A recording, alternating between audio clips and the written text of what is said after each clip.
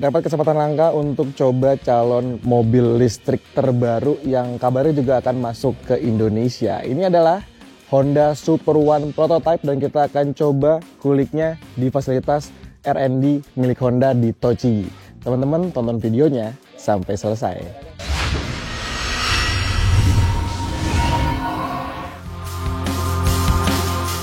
Oke teman-teman, sekarang kita langsung cobain aja Super One EV Prototype. Jadi ini kita dapat kesempatan yang sangat luar biasa untuk cobain calon mobil listrik yang punya bekal dan modal baik untuk berkompetisi di pasar ya, termasuk juga di market Indonesia.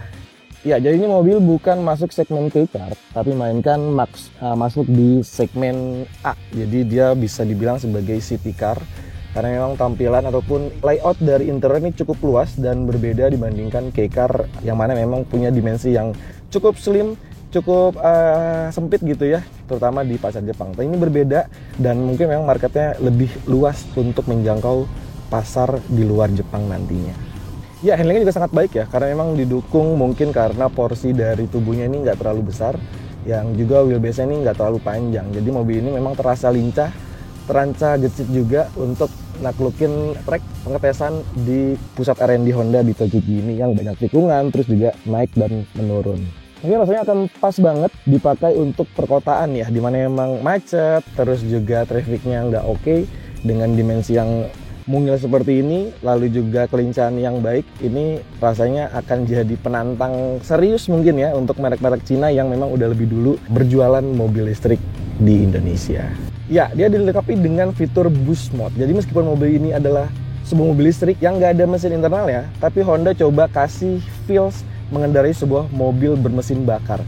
Ketika kita pencet tombol boost di sebelah kanan saklar ini, akan langsung ada suara mesin ataupun suara artificial sound yang kasih sensasi berkendara ya tadi seperti mengendarai sebuah mobil bensin gitu. Ada engine-nya, ada raungannya, ada suara knalpotnya, ada suara mesinnya. Dan dia tuh mengikuti dengan gimana cara kaki kita tuh menginjak pedal akseleratornya. Jadi ketika dia deselerasi, suara itu akan langsung kayak pindah gigi. Ketika kita naikkan RPM-nya, nah dia juga akan langsung membuat suara yang wow. Ketika deselerasi ataupun juga pindah gigi ya, dia juga akan langsung kayak seperti downshift gitu. Jadi mobil ini dilengkapi dengan 7-speed DST. Masing-masing speed ini juga ngasih perbedaan dari akselerasi dan juga karakternya. Dan ini juga akan mengikuti dengan suara buatan yang ada pada mobil ini. Saya nggak tahu suara mobilnya seperti apa, tapi yang jelas memang suara mobilnya ini benar-benar terlihat sporty banget, terdengar suara gahar banget gitu ya. Iya, tuh. Pas ganti gigi itu ada suaranya dan juga ada hentakan ganti giginya, baik dari downshift dan juga upshift. Jadi benar-benar seperti mengendarai sebuah mobil bermesin bakar gitu. Tapi ini adalah sebuah EV di mana emang tarikannya cekatan, torsinya responnya sangat cepat dan juga akselerasinya ini bagus. Handlingnya juga bagus. Iya, jadi minim body roll untuk sebuah mobil segmen A city car SUV seperti ini ya.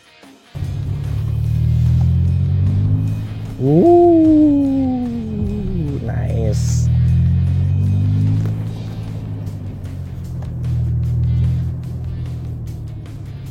Finish?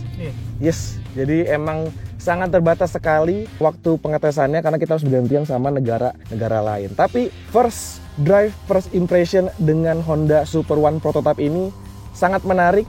Lalu juga akan rasanya ini penasaran banget untuk kita coba nanti ketika memang sudah ada versi produk massalnya. Terutama fitur boost mode-nya, sensasi berkendara yang seperti mobil bensin pada umumnya, dan juga handlingnya yang memang lincah untuk seukuran mobil seperti ini. Ini patut untuk ditunggu, patut untuk kita nantikan. Tentu nanti harganya sih yang mungkin agak tricky ya. Apakah akan bisa ataupun menyamai lah seperti mobil-mobil EV dari China.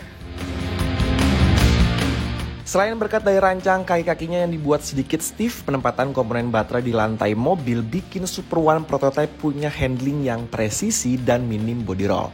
Tawaran ini jadi selling point tentunya mengingat bentuk tubuh dari mobil ini berukuran mungil. Belum ada informasi soal spesifikasi, jenis baterai, dan keterangan soal durasi pengisian baterainya. Tapi dari penjelasan Honda, mobil ini punya 2 port pengecasan. Pertama mode normal dan ada fast charging. Sekarang desain ini jadi magnet penting buat berkompetisi termasuk di pasar Indonesia nantinya. Super One EV Prototype punya modal itu kami rasa. Visualnya kesukaan orang Indonesia, sporty, tajam-tajam dari bagian depan, samping, dan ke bagian belakangnya. Fitmentnya juga asik nih, lihat aja peleknya pakai profil ban tipis yang sedikit mepet ke fender body. Ada juga komponen bodyworks mulai dari bumper depan, set skirt di samping, dan diffuser di bagian belakang bikin mobil ini sedap buat dipandang. Kemudian interiornya boleh kami capture saat di pameran Japan Mobility Show 2025. Lewat kabinnya memang punya pendekatan yang sporty.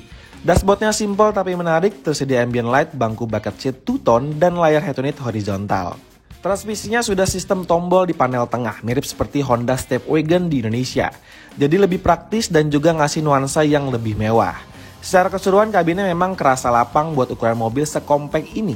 Terutama ketika jadi pengemudi ya. Tapi bagian belakang belum kita coba nih. Konfigurasinya di seat belakang rasa lebih nyaman ketika diisi 2 orang penumpang. Walaupun bisa angkut 3 orang penumpang di situ. Oke, sekarang soal harga. Ini paling penting, tapi masih ditutup juga ya karena memang masih berupa mobil perwarupa. Tapi infonya akan meluncur pada 2026 dan Indonesia jadi salah satu pasar yang diagendakan buat peluncuran mobil ini loh. Kalau kata Last Project Honda Super One, Hidetomo Horita mengatakan harga dari Super One EV diproyeksi akan dijual lebih mahal dari Honda N1e. Di Jepang, N1e dijual 3,19 juta yen atau sekitar 340 jutaan rupiah. Kalau kata Horita, kemungkinan Super One bisa tembus 400 jutaan, tapi ini harga di Jepang ya. Oke, kesimpulan coba Honda Super One EV Prototype karena memang sangat terbatas sekali waktunya. Kita harus gantian sama negara lain dan juga media-media Indonesia.